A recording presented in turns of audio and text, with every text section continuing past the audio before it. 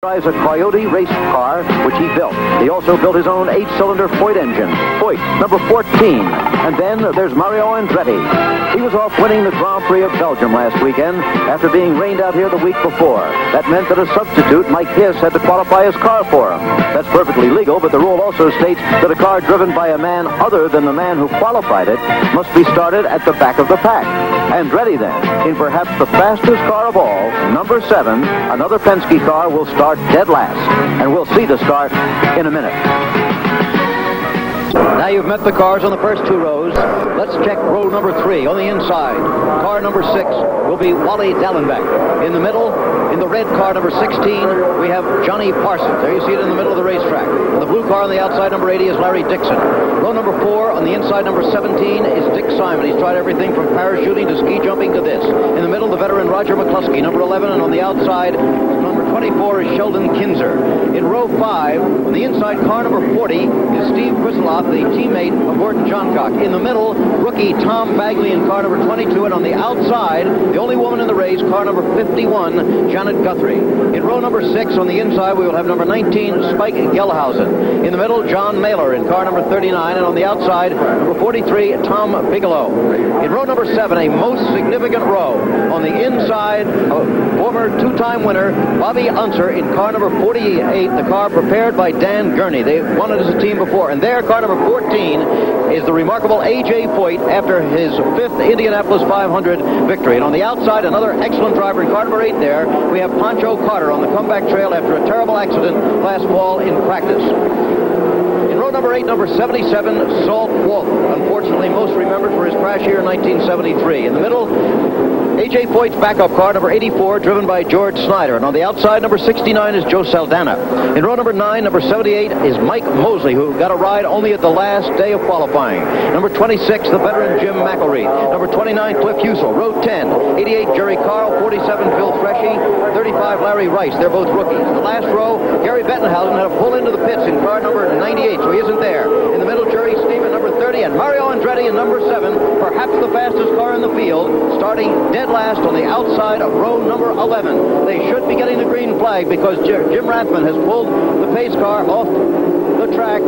Starter Pat Badan still does not have the green flag out. Here they come to the starting line, and the green flag is out. They're racing in Indianapolis. That is Danny Ungaius quickly taking the lead from Tom Sneva. Johnny Rutherford is in 3rd place, and Rick Mears has dropped back. Rick Mears dropped right back, and my goodness, the two lead cars. Danny Ungaius, who's famous for his efforts at the beginning of a race, in car number 25, the black car, there you see him, got quite a jump on the rest of the field. It wasn't the tidiest race start that I've ever seen in Indianapolis, but Ungaius certainly didn't take a second look. He certainly didn't. The 36-year-old Danny Ungaius, remember, in only his 2nd Indianapolis 500, sitting on the middle of the first row, grabbed the lead very authoritatively. Tom Sneva, the pole sitter, is in 2nd position. Johnny Rutherford 3rd, and I don't know what happened to Mears on the start, do you? There is car number 24, Sheldon Kinzer, pulling down low off the racetrack. That's 2 cars already that have had problems. The attrition rate, as Jackie indicated, should be very high. As they go past here again, of course, it's the black car there, Danny Ungaius, then it's Tom Sneva, then Johnny Rutherford, and after that, Gordon Johncock, a man who everybody expects to do well. But my goodness, leading the Indy 500 is always something to be a great thrill, and that man, Danny Ungaius, has done it.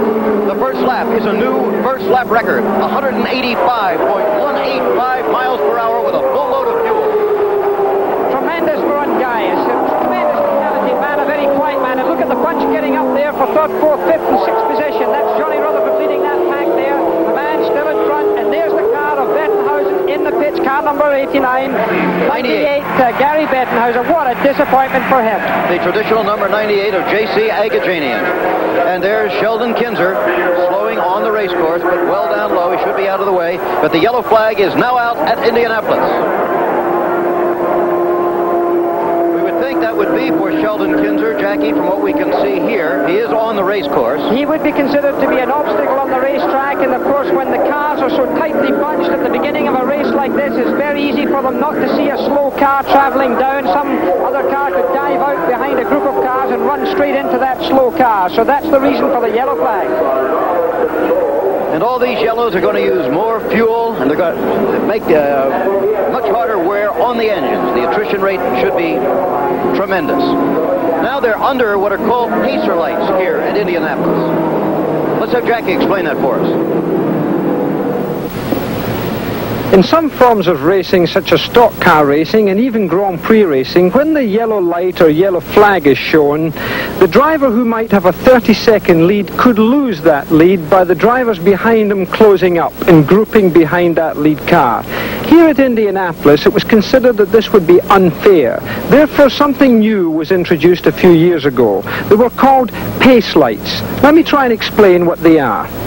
There are 8 of those pacer lights around the racetrack. When the driver passes a pacer light, if, for example, number 2 is up there, he should reach the next pacer light, which is 1,600 feet along the road, and still see number 2. If, for example, he sees number 3 up there, it means that he's going too slowly. If, on the other hand, he sees number 1, it means that he's going too quickly. So it's this way, and only this way, that he knows if he's traveling at the right pace. And this obviously helps him to keep the gap behind the car in front of him to the prescribed distance. The officials here feel that this is the method that they can use to keep these cars going around the track at 80 miles an hour, because that's the figure that they consider to be safe while emergency crews are perhaps working on the racetrack. Remember this, there is no pace car around this racetrack now, and it means that if any driver goes too fast, he will be penalized. Of course, it's extremely difficult to police such a regulation, and this is what the officials have to try to do here at Indianapolis. Well, Jackie, you've explained the pacer lights, but it looks like Tom Steva has in fact closed up on Ungaias. He certainly seems to have closed up a few yards. He can probably do this and get off with it just for a few laps, but these yards are going to be noted by the officials, and if for any reason they thought he had unreasonably closed up, certainly there could be action. A.J. Foyt has gone from 20th position to 14th on the first 2 laps. He passed 9 cars. Mario has gone from 33rd to 24th. They're moving up. Still under the yellow at Indianapolis. And we'll be right back. We're back again at the Indianapolis 500. Salt Walter in the pits very early in the race, and that's happened to him before here at Indianapolis on a number of occasions. The 30-year-old race driver from Dayton, Ohio. He's had a lot of bad luck around here. Back out on the race course again, however. We're going to take a look right now at A.J. Foyt on the first lap. Remember, he started way back in the 7th row, and look at him pass car, the orange car, number 14. Bobby Unser right with him in the black and orange.